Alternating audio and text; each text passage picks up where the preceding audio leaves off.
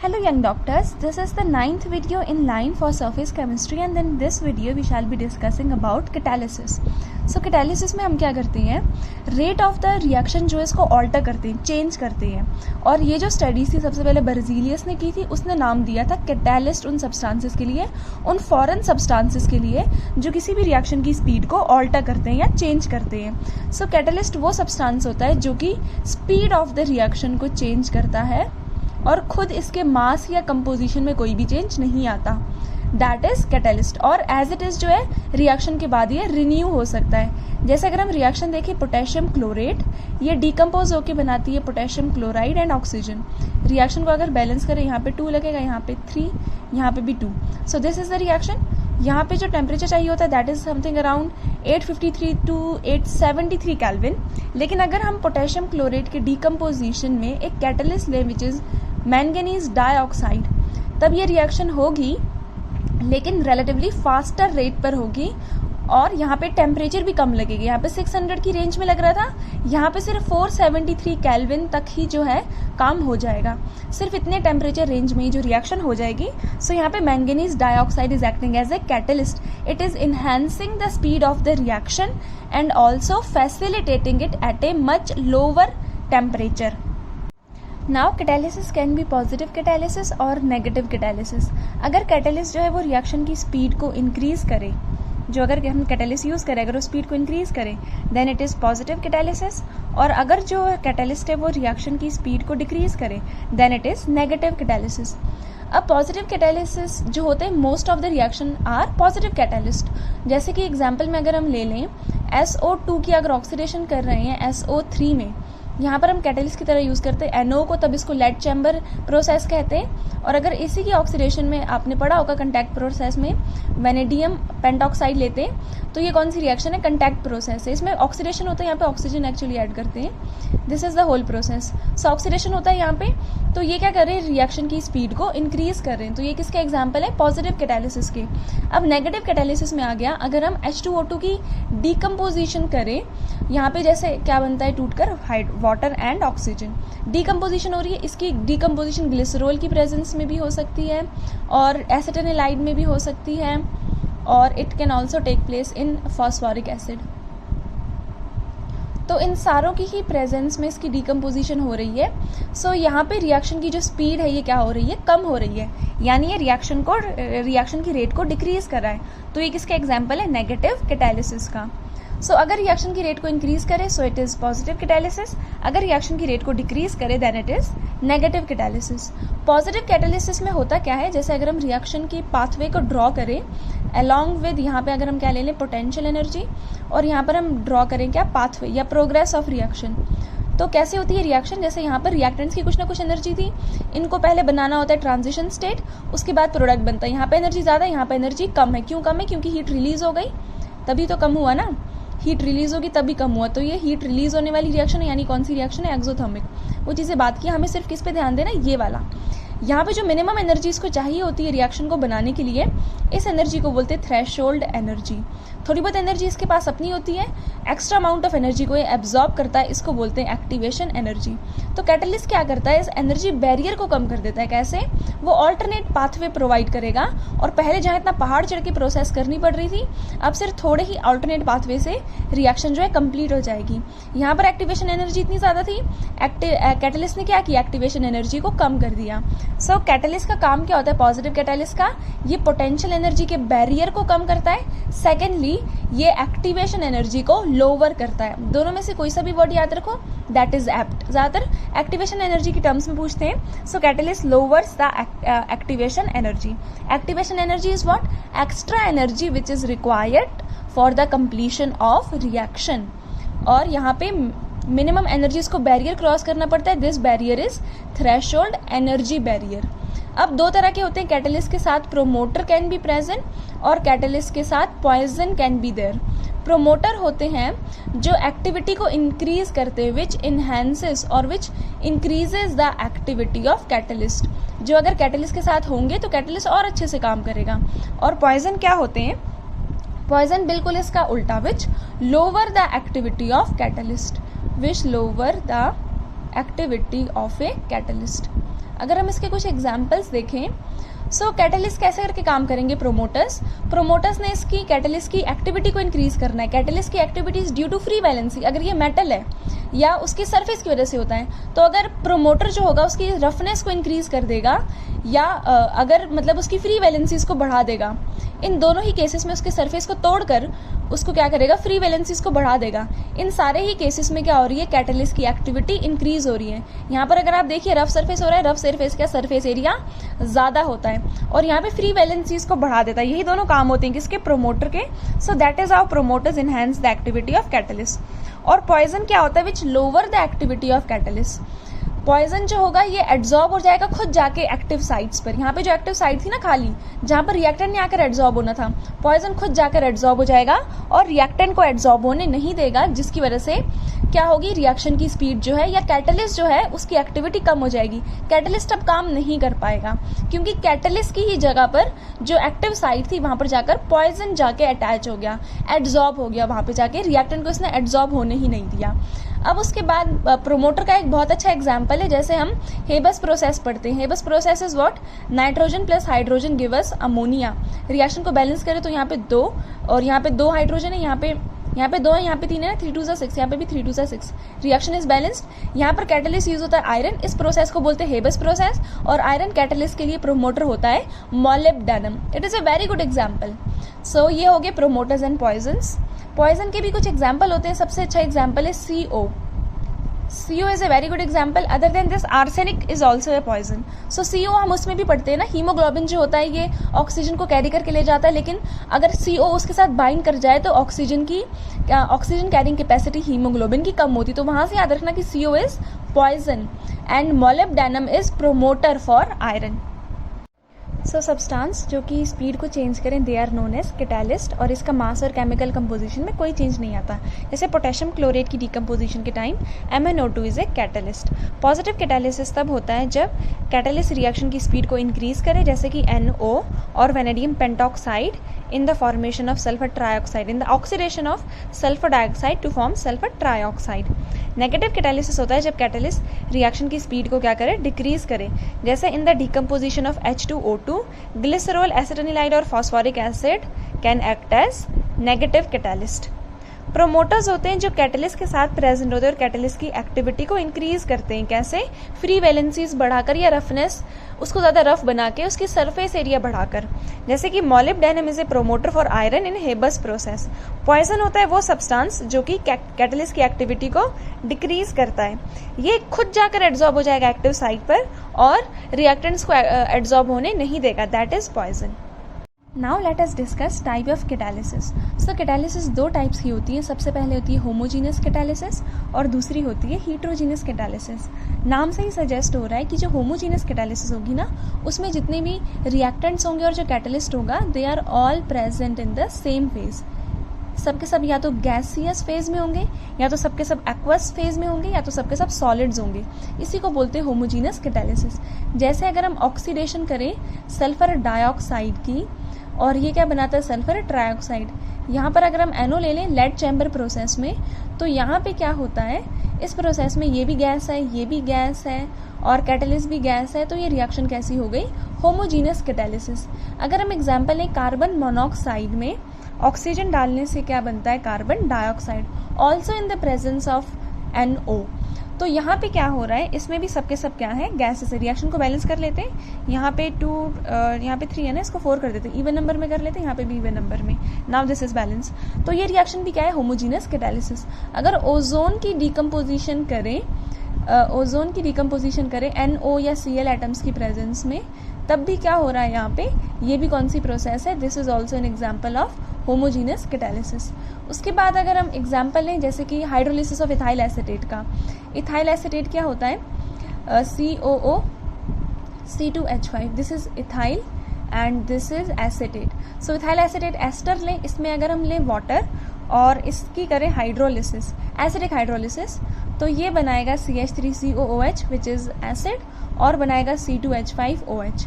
यहाँ पे जाएगा H, यहाँ पे जाएगा OH, तो ये बन गया एसिड और अल्कोहल। अब इस रिएक्शन में क्या है, ये भी लिक्विड है, ये भी लिक्विड है, ये एक्वस फेज में, और ये भी लिक्विड, ये एक्वस फेज में है, ये तीनों ही एक्वस फेज में है, तो इसका मतलब ये कौन सी रिएक्शन है? This is also an example of homogeneous catalysis. Next एक और एग्जाम्पल देख लेते हैं सुक्रोज की हाइड्रोलिसिस का। I am sorry for this. अगर हम लें sucrose is what? C12H22O11, C12H22O11 sugar लें सुक्रोज और इसमें वाटर डालें और इसकी भी करें एसिडिक हाइड्रोलिसिस, उस केस में बनेगा ग्लूकोज और फ्रक्टोज। तो इसमें भी क्या है? C6H12O6, ये भी क्या है? एक्वा सोल्यूशन, ये भी लिक्विड है, ये भी मतलब एक्वा सोल्यूशन में, तीनों ही वाटर में है, तो ये भी क्या है? Homogeneous catalysis. सो थ्योरी क्या है? थ्योरी ये है कि जब भी कभी दो रिएक्टेंट आपस में कंबाइन करते हैं, पहले इंटरमीडिएट बनता है, इंटरमीडिएट डिकम्पोज होता है, फिर उसके बाद प्रोडक्ट्स बनते हैं। सो ये होता है homogeneous catalysis. Next is heterogeneous catalysis, second type है। इसमें जो रिएक्टेंट और कैटालिस्ट होंगे ये सेम फेज में प्रेजेंट नहीं होंगे। जैसे कि अगर हम एग्जांपल ले लें, manufacture of ammonia by nitrogen and hydrogen, ये क्या देता है? अमोनिया। इस प्रोसेस को बोलते हैं हेबस प्रोसेस, और यहाँ पे कैटालिस्ट क्या यूज होता है? आयरन। नाउ ये दोनों क्या है? ये दोनों तो गैसेज है, लेकिन आयरन क्या है? सॉलिड है, सेम फेज में नहीं है ना, तो ये रिएक्शन कैसी है? This is an example of heterogeneous catalysis. Next अगर हम लें मिथाइल अल्कोहल या मीथेनॉल, जो है ये बनेगा कार्बन मोनोऑक्साइड और हाइड्रोजन की प्रेजेंस में। तो यहाँ पे अगर हम कैटालिस्ट देखें तो दैट इज कॉपर। कॉपर क्या है? सॉलिड, लेकिन ये दोनों चीजें क्या है? गैस है। सो ये रिएक्शन भी कैसी है? हीट्रोजीनस कैटालिसिस। नेक्स्ट हम देखते हैं सल्फ्यूरिक एसिड भी जो है इसका मैन्युफैक्चर होता है बाय सल्फर डाइऑक्साइड। इसकी ऑक्सीडेशन से पहले ही प्रोसेस में ये नहीं बनता ना, पहले क्या बनता है? सल्फर ट्राइऑक्साइड, फिर सल्फर ट्राइऑक्साइड में वाटर डालते हैं तब बनता है सल्फ्यूरिक एसिड। सो यहाँ पे वेनेडियम पेंटॉक्साइड लेते हैं ना, इसमें ये दोनों चीज़ें क्या है? गैसेज है, लेकिन वेनेडियम पेंटॉक्साइड क्या है? सॉलिड है। सो ये रिएक्शन भी कैसी है? This is also an example of heterogeneous catalysis. Next अगर हम एग्जाम्पल कंसिडर करें, सो CO की ऑक्सीडेशन, यहाँ पे भी कैटालिस्ट यूज होता है। जैसे कि मतलब यहाँ पे हाइड्रोकार्बन्स, अनबर्न पेट्रोल, ये सब है ना। सो यहाँ पे मेटल्स वगैरह हम यूज़ कर सकते हैं, ट्रांजिशन मेटल यानी कि ऑक्साइड। सो यहाँ पे भी क्या बनता है? Carbon dioxide. सो ये भी किसका एग्जाम्पल है? हीट्रोजीनस कैटालिसिस का। उसके बाद एक और रिएक्शन आती है, काफ़ी इंपॉर्टेंट है, जिगलर नाटा कैटालिस्ट वाली, अगर आपने पढ़ी होगी तो वहाँ पे इथीन से क्या बनता है? Polythene. This is ethene. Ethene के एन मोल्स आपस में कंबाइन करेंगे और ये बनेगा polyethene. This is polythene. So इसकी polymerization of ethylene, sorry this is what? This is ethene. Ethene को क्या कहते हैं? एसिटिलीन भी कहते हैं ना। एसिटिलीन तो C डबल बॉन्ड को होता है। हाँ, this is ethylene, sorry, I am sorry for this. Ethylene gas होती है, ये बनाएगा ये पॉलीइथीन। सो यहाँ पे कैटालिस्ट कौन सा यूज होता है? टाइटेनियम टेट्राक्लोराइड, और यूज होता है एल्यूमिनियम, ट्राई एल्काइल एल्यूमिनियम। सो इस कैटालिस्ट को क्या बोलते हैं? जिगलर नाटा कैटालिस्ट। अब ये भी सॉलिड है, और जो यहाँ पे ये यूज करें ये क्या होती है? गैस। तो ये भी इसका एग्जाम्पल है हीट्रोजीनस कैटालिसिस का। अब इसकी भी कुछ थ्योरीज हैं। इसकी भी एक थ्योरी ऐसी ही है जैसे लास्ट वाले की थी, पहले इंटरमीडिएट बनेगा, रिएक्शन कंबाइन करेंगे, फिर इंटरमीडिएट डिकम्पोज होगा, प्रोडक्ट बनेंगे। लेकिन जो ज़्यादा एक्सेप्टेड थ्योरी है ना, वो है एड्जॉर्प्शन थ्योरी। उसके अकॉर्डिंगली सबसे पहले हमारे पास होंगे मेटल्स, और मेटल की सरफेस पर जो गैसेज हैं वो आकर एड्जॉर्ब होंगी। So first process is diffusion of reactant molecule towards the surface, पहले इसकी सरफेस की तरफ आएगा। First process is done. Second process is it's adsorption on the surface of catalyst. अब इसकी सरफेस पर ये क्या हो जाएगा? एड्जॉर्ब हो जाएगा। This is how they have adsorbed on this. ठीक है। Now what will happen? Occurrence of chemical reaction. अब इसके बाद इनके बीच में केमिकल रिएक्शन होगी, इनके आपस में केमिकल रिएक्शन होगी। This is how chemical reaction is done. Intermediate बन जाएगा। फिर उसके बाद नेक्स्ट प्रोसेस क्या होगी? Desorption of the product. अब प्रोडक्ट जो है वो डिसॉर्ब हो जाएगा, और लास्ट क्या आ जाएगा? Diffusion of product away from this. पहले डिफ्यूजन हुआ, पास आया रिएक्टेंट्स, उसके बाद यहाँ पर क्या हो गया? एड्जॉर्ब, उसके बाद केमिकल रिएक्शन हुई, उसके बाद क्या हो गया? डिसॉर्ब, फिर से डिफ्यूजन हुई। So this is modern adsorption theory for heterogeneous catalysis. So homogeneous catalysis में रिएक्टेंट्स और जो कैटलिस्ट होते हैं वो सेम फेज में होते हैं। इसमें थ्योरी जो इन्वॉल्व है that is intermediate compound formation theory. पहले इंटरमीडिएट बनता है, फिर वो ब्रेक डाउन करके प्रोडक्ट्स बनाता है। हीट्रोजीनस कैटालिसिस में जो रिएक्टेंट और कैटलिस्ट होता है ये डिफरेंट फेजेस में होता है। अगर रिएक्शन मेटल की सरफेस पर हो रही है या सॉलिड कैटलिस्ट की सरफेस पर हो रही है, इसको बोलते हैं सरफेस कैटालिसिस। जैसे ये सारे एग्जाम्पल्स हैं। ये यहाँ पे जो कैटलिस्ट यूज है इसको बोलते हैं Ziegler Natta catalyst in the polymerisation of ethene. और यहाँ पे जो थ्योरी है involve that is modern adsorption theory. सबसे पहले डिफ्यूजन होगा रिएक्टेंट मॉलिक्यूल्स का, ये सरफेस ऑफ कैटलिस्ट के पास आएंगे रिएक्टेंट मॉलिक्यूल्स, फिर उसके बाद ये एड्जॉर्ब हो जाएंगे reactant molecules surface of catalyst पर, फिर उसके बाद इनमें केमिकल रिएक्शन होगी और लास्ट में ये डिसॉर्ब हो जाएंगे प्रोडक्ट के मॉलिक्यूल सरफेस ऑफ कैटलिस्ट से और इनका डिफ्यूजन होगा away from the catalyst. So this is how modern adsorption theory के accordingly the reaction proceeds, heterogeneous catalysis वाली। Now let us discuss activity, selectivity and specificity of catalyst. Activity का मतलब होता है कि रिएक्शन की जो कैटलिस्ट है वो कितनी स्पीड को इंक्रीज कर रहा है, उसको बोलते हैं एक्टिविटी। फॉर एग्जाम्पल हाइड्रोजन और ऑक्सीजन जो है ये मिलकर बनाते हैं water in the presence of platinum. तो यहाँ पे क्या होता है, रिएक्शन काफ़ी वायलेंट होती है और एक्सप्लोजिव होती है। तो एक्टिविटी डिपेंड करता है कि कितनी एब्जॉर्प्शन हो रही है, केमिसॉर्प्शन कितनी हो रही है। यहाँ पे केमिसॉर्प्शन का एक्सटेंट हाई है, that is why activity platinum की भी काफ़ी अच्छी है। लेकिन प्लेटिनम की एब्सेंस में रिएक्शन स्टार्ट ही नहीं होती है और हम इसको काफ़ी देर तक एज इट इज रख सकते हैं हाइड्रोजन को, ऑक्सीजन को। Next thing is selectivity. Selectivity का मतलब होता है कि ability to direct a particular reaction, जैसे CO और H2O ही अगर हम ले लें, for example we are taking carbon monoxide and hydrogen, तो सेलेक्टिविटी का मतलब होता है कि कोई भी कैटलिस्ट सिर्फ एक ही रिएक्शन को डायरेक्ट करता है, दूसरी किसी रिएक्शन को डायरेक्ट नहीं करता। अगर किसी कैटलिस्ट का काम है ए रिएक्शन को डायरेक्ट करना, वो कभी भी बी रिएक्शन को डायरेक्ट नहीं करेगा।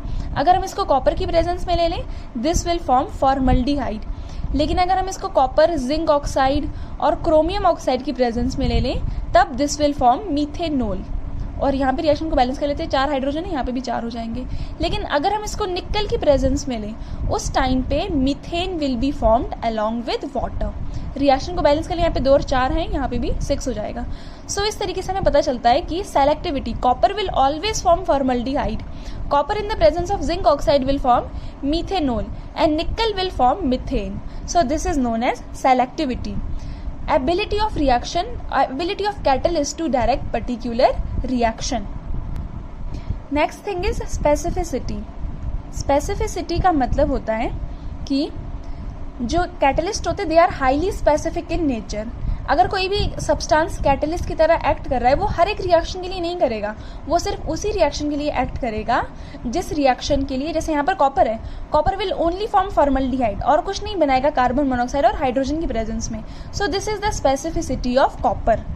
सो कैटलिस्ट की 3 प्रॉपर्टीज होती हैं, एक्टिविटी, सेलेक्टिविटी एंड।